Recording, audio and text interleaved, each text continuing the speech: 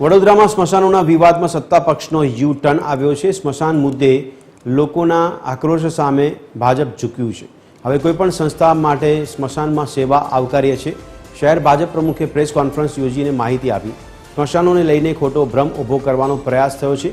જલારામ સેવા ટ્રસ્ટ સ્મશાનોનું સંચાલન કરી શકશે, ત્યારે વડીવાડી, ખાસવાડી અને માંજલપુર સ્મશાનનું સંચાલન કરશે જલારામ સેવા ટ્રસ્ટ। નિઝામપુરા સ્મશાનનું સંચાલન ભરત શાહ અને છાણી સ્મશાનનું સંચાલન સતીશ પટેલ કરશે। 31 પૈકી 4 સ્મશાનનું સંચાલન ટ્રસ્ટ કે વ્યક્તિ કરી શકશે।